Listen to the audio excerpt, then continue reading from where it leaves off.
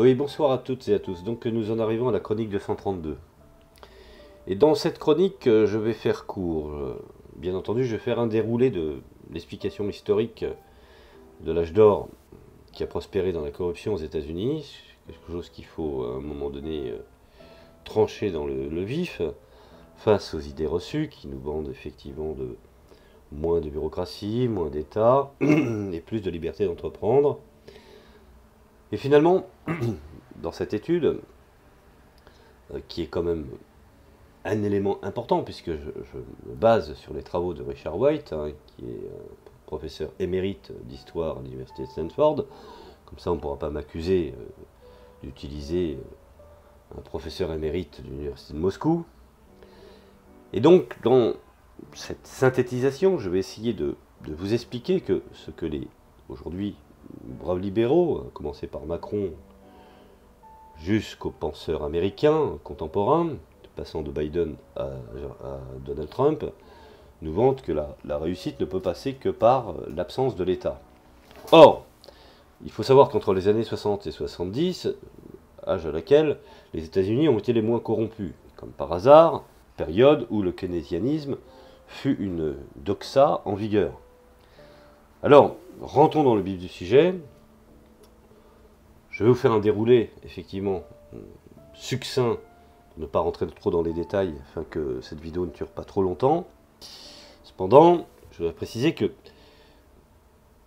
les États-Unis se sont construits sur une forme de corruption. Ça, beaucoup de gens aujourd'hui, bien entendu, ont tout intérêt à le taire.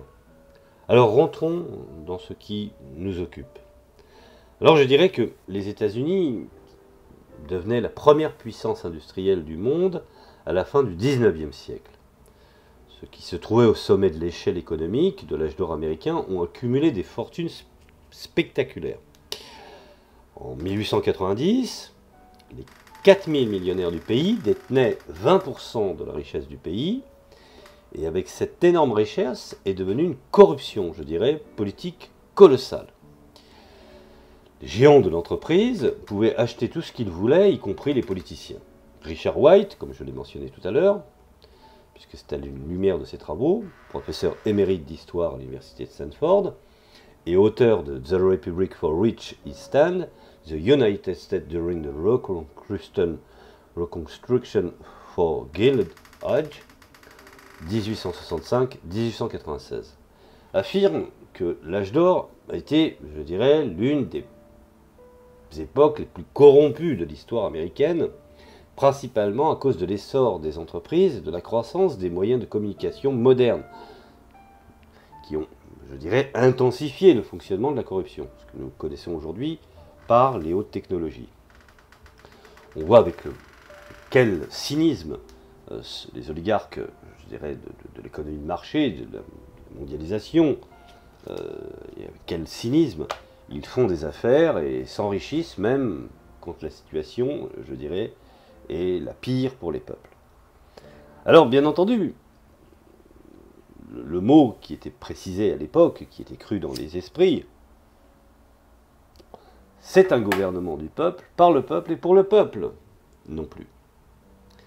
Et cela a été écrit par l'ancien président Rutherford B. Hayes dans son journal en 1886. C'est un gouvernement par les entreprises, des entreprises et pour les entreprises. Vous savez, c'est un peu comme on a substitué les droits de l'homme par les droits du commerçant. Alors, les politiciens ont reçu des pots de vin, je dirais,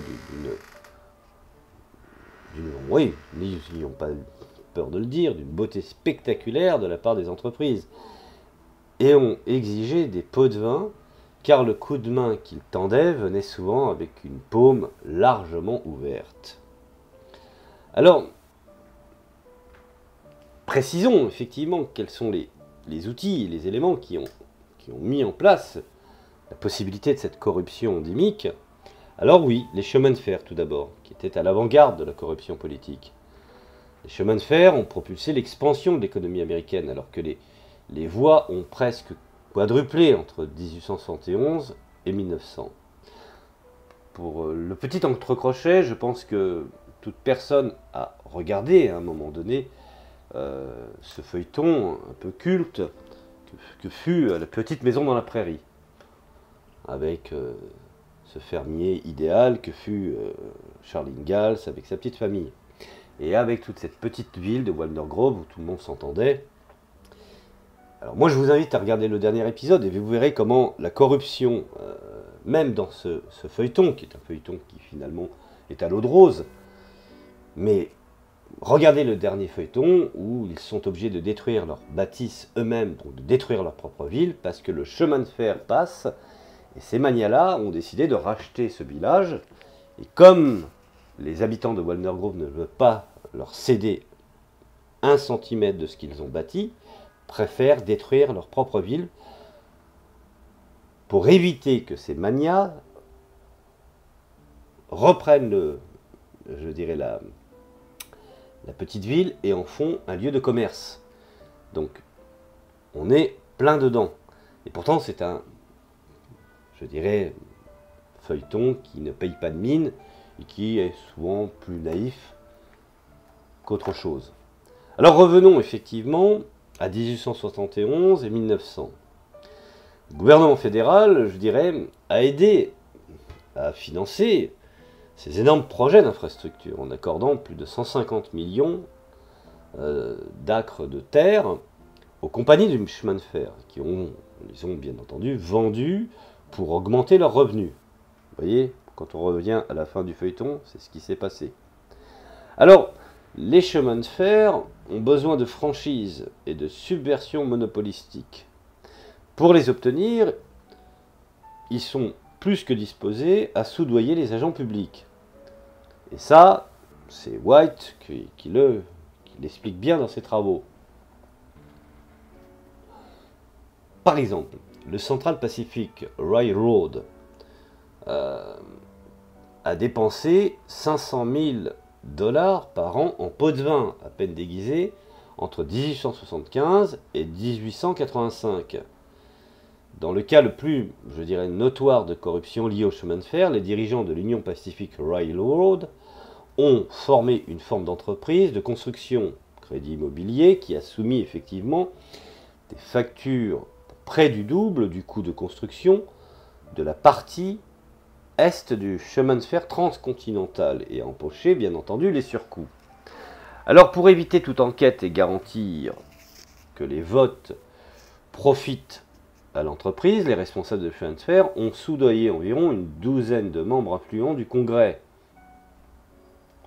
avec des actions du crédit immobilier à des prix inférieurs au marché.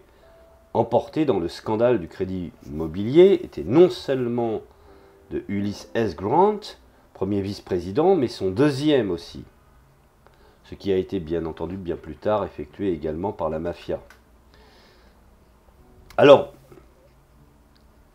la grève s'est encore rapprochée de Grant et le scandale du Whisky Ring, dans lequel des agents fédéraux et des distillateurs de whisky ont sous-déclaré les ventes pour tromper le gouvernement sur les recettes et les taxes, je dirais, acquises et empocher l'argent au piège du secrétaire personnel de Grant. Orville Babcock, dans une tentative de coincer le marché de l'or, le financier de Wall Street et mania des chemins de fer, le Jay Gould, a soudoyé également Abel Redbone Corbin, qui avait épousé la sœur de Grant, pour qu'il use de son influence pour orienter le président vers des politiques qui favorisaient le plan du baron des voleurs. Grant n'est pas un homme corrompu, pour autant, que je sache, selon White, mais il combine un incroyable manque d'attention aux détails étonnants, compte tenu, bien entendu, de son dossier militaire et d'une loyauté aveugle envers ses amis. Alors, bien entendu, nous en arrivons à cette analyse des conséquences, qui est, je dirais, dans les faits, la structure salariale qui a rendu les agents publics vulnérables au greffage. Les agents publics, par exemple, étaient vulnérables à la corruption parce que beaucoup ne comptaient pas sur leur salaire pour leurs revenus, mais sur une réduction des frais ou des taxes qu'ils percevaient à l'instar des commissions de vente. Ensuite, les impôts sont réduits, mais ces bureaux sont des entreprises à but lucratif. Toujours selon White, à propos de la gouvernance payante à l'âge d'or.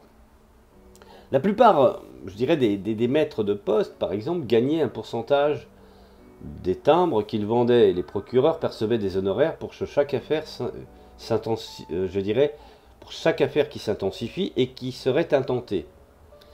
White dit que ce système de paiement s'est facilement transformé en corruption et en fraude.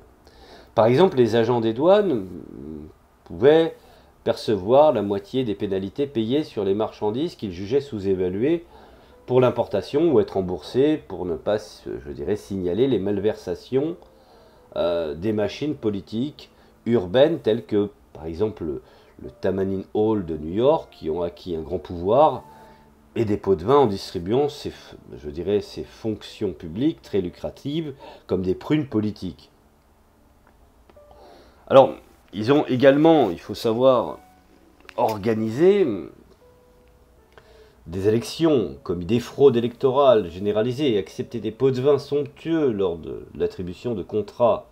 Le chef de Tammany Hall, William Boss, Tweed et ses acolytes ont volé entre 45 millions de dollars et 200 millions de dollars de fonds municipaux.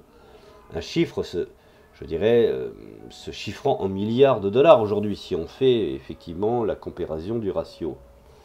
Et Tweed a accumulé suffisamment de greffes pour devenir le troisième plus grand propriétaire foncier de New York, jusqu'à ce que sa condamnation sur 204 chefs d'escroquerie, ce qui n'est quand même pas rien.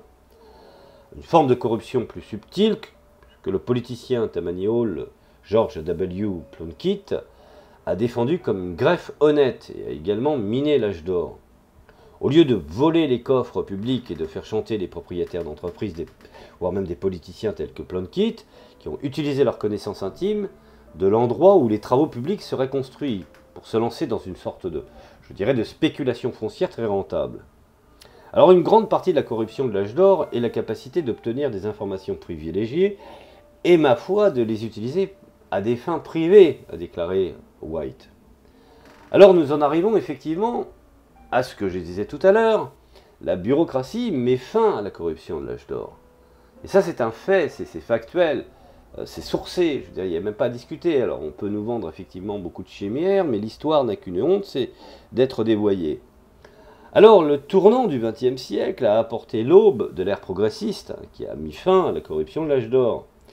Les journalistes, donc McCracken, qui ont dénoncé la corruption politique, ont ouvert la voie à la promulgation de réformes par le président Theodore Roosevelt, notamment une réforme fiscale et électorale, ainsi que les limitations du pouvoir des entreprises.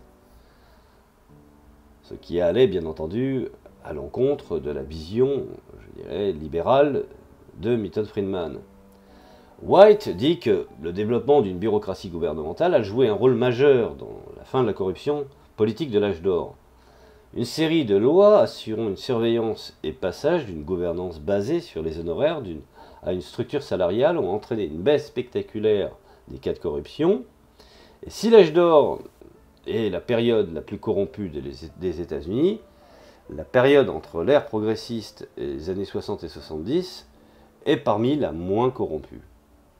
Alors vous voyez, quand nous entendons aujourd'hui beaucoup d'ignorants qui mélangent propagande et histoire politique et économique, nous voyons bien que l'importance d'un État-providence avec une administration est un élément qui, effectivement, évite à certains qui auraient trop de pouvoir de s'accaparer, effectivement, toutes les matières premières, y compris la privatisation de l'ensemble du pays, et qui ferait du peuple un sous-traitant. Voilà, je vous remercie de m'avoir écouté, je vous dis à la prochaine chronique.